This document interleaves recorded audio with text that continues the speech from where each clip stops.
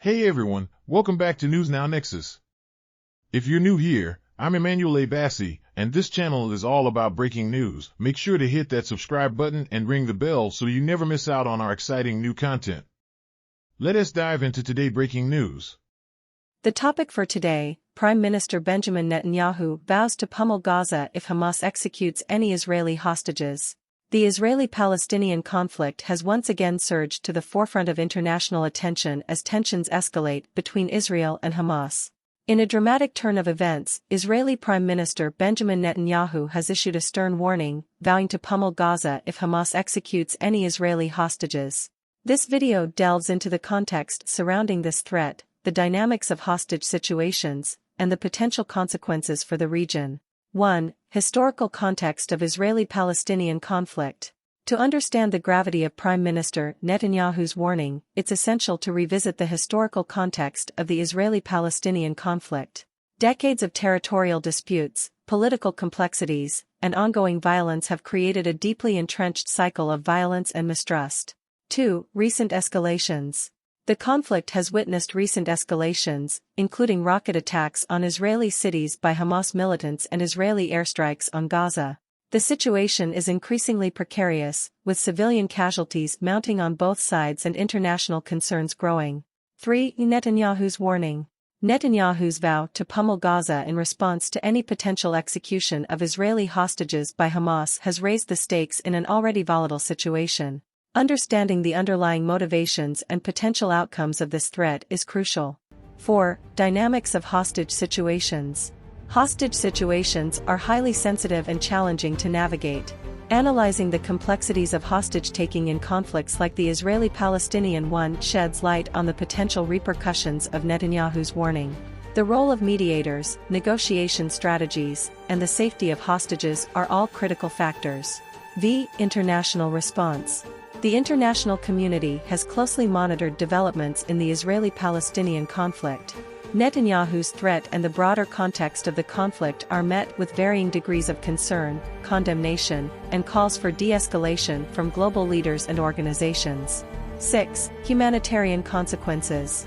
As the conflict intensifies, the humanitarian consequences for civilians in Gaza and Israel are profound. The risk of further suffering, displacement, and loss of life looms large. Addressing the humanitarian crisis is an urgent imperative. 7. The role of diplomacy. Diplomatic efforts are paramount in seeking a peaceful resolution to the Israeli-Palestinian conflict. The role of international mediators, negotiations, and the prospects for renewed peace talks come into focus in light of Netanyahu's warning. 8. Potential scenarios. This video explores various potential scenarios that may unfold in the wake of Netanyahu's warning.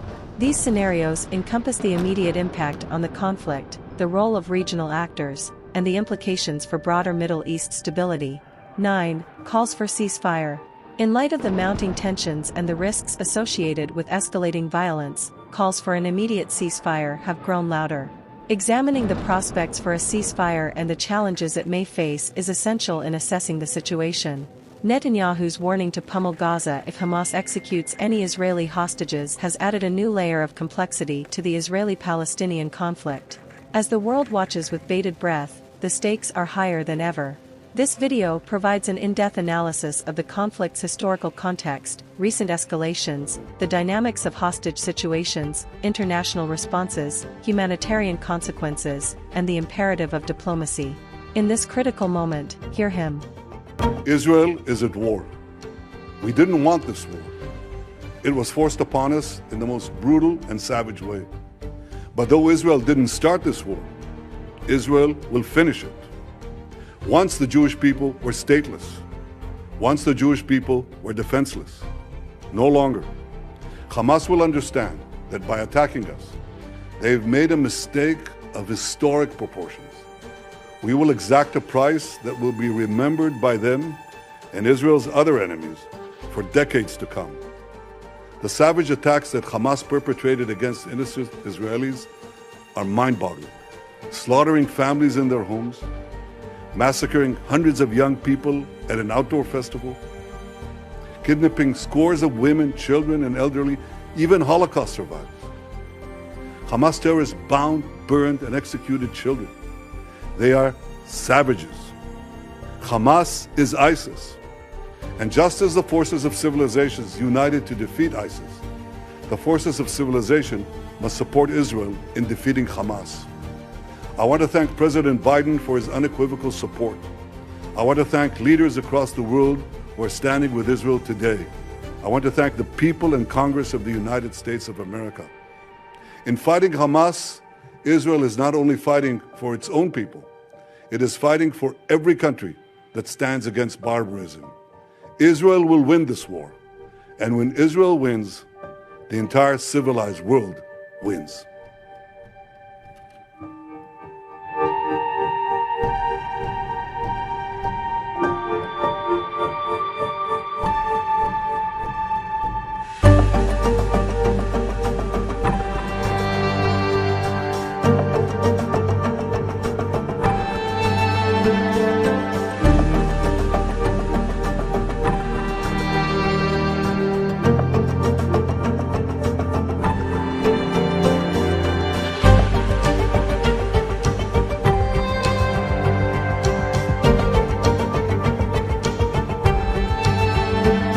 But what is happening here? This is more than just Hamas. What do you suspect has gone on behind the scenes in the lead up to this horrific attack? Well, thanks for having me, Laura. Yeah, it's definitely the darkest day in Israel's history. I can tell you personally that I was personally appalled by the scale and scope of this. And just for your audience to realize, we woke up in the morning to the sound of sirens. We assumed it would be just yet another round of rocket launching and rocket barrages, and everything would go back to be the same as it was. But then we saw horrific videos, and I'm sorry for describing it to your viewers in such graphic terms, but children being tied up and executed in their own homes, and soldiers' body being sabotaged. And we saw youngsters in nature parties simply ambushed and really a massacre and a spree. And we saw these horror videos and we ask ourselves, my goodness, this has nothing to do with territorial dispute, this solution or that solution. We're dealing with barbaric ISIS-type human animals here that have taken their inspiration from the Nazi regime, I suspect. Now, the previous reporter was absolutely right. In terms of numbers, it was equivalent to maybe 10 times 9/11 in relative terms of population. And so Israel is shocked, but it is also, preparing for war. And we saw the airstrikes pounding the Gaza facilities of Hamas. We saw how Hamas is, it's beginning to regret, perhaps, its very audacious one bridge too far action. But we're also seeing the Iranian fingerprints, Laura, all over this yes. step. And what does that mean? Massacre. I mean, I guess you and many others would have suspected this anyway. But if you have confirmation, what does that actually mean? What is then the reaction of Benjamin Netanyahu and the US? Well, I think, for starters, we need to throw out the window all of our old concepts and our conception that we can feed a hungry lion. We tried strategic containment with Hamas for years now. We know that Hamas has taken over the Gaza Strip in 2007.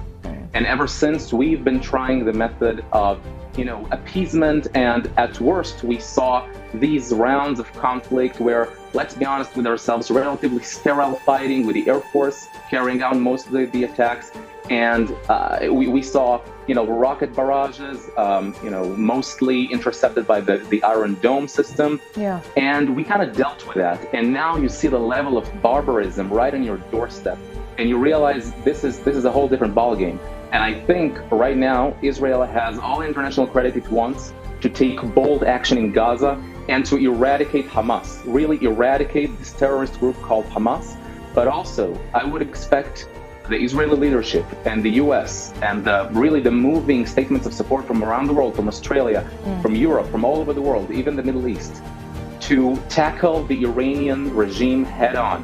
That would mean the Iranian regime has planned this carefully. This is just for you to realize. These Hamas terrorists were were trained and equipped and armed by Iran. This is nothing to do. But just what you're with talking Gaza. about here, let's be real about what you're talking about. If war is declared on Iran, this is a whole different ballgame. Right, and so I'm confident that the Israeli leadership and the U.S. leadership would be responsible enough to know what to do about it. And we're not pretending as if there is an easy solution to this.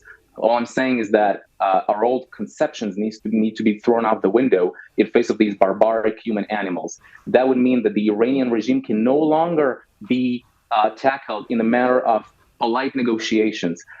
This is a regime that has been exporting the revolution, so-called, or really outsourcing terrorism, spreading terrorism around the Middle East.